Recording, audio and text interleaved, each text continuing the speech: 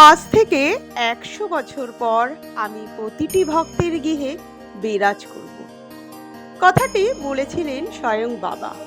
বাবা এসেছিলেন প্রতিটি ভক্তের গৃহে, কিন্তু যারা তাকে রাখতে পেরেছে তারা ক্রমশ উন্নতির পথে এগিয়ে গেছে। বাবা লোকনাথকে অনেকে মনে করে স্বয়ং মহাদেবের অবতার বলে মনে করে। বহু মানুষ তাকে ভক্তি ভরে পূজা করেন, তার আরাধনা করেন বলে তারা সমস্ত বিপদ থেকে রক্ষা পায়। তাকে ভক্তরা মনে প্রাণে বিশ্বাস করে। রণে বনে জলে জঙ্গলে যখনই বিপদে পড়িবে আমাকে স্মরণ করিবে, আমি রক্ষা করিব।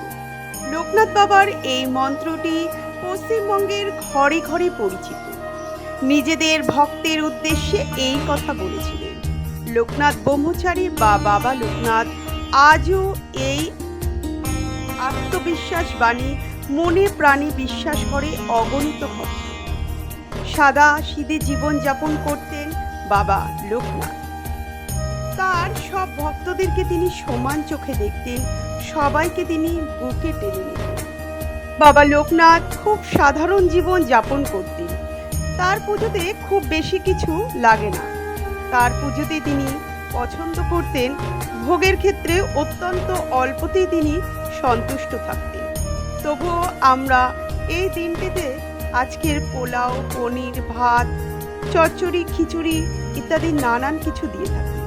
সেদ্ধ ভাত, সবজি এসবই তার ছিল প্রিয় খাবার।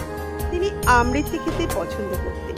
রোজ পুজোয় সামান্য একটু মিশ্রি, তাল মিশ্রিতেই তিনি সন্তুষ্ট থাকতেন। তিনি জিলেপি খেতে ভালোবাসতেন। সাদা মিষ্টি, সাদা বাতাসা এসব ছিলেন অত্যন্ত প্রিয়। কাজে বাবা লোকনাথকে তুষ্ট করার জন্য অনেক কিছুর প্রয়োজন নেই। অল্প কিছুতেই বাবাকে ডাকলে বাবা মন প্রাণ থেকে সাড়া দেয়। বাবাকে পুজো করার সময় একটু সাদা ফুল হলে বাবা তাতেই সন্তুষ্ট থাকেন।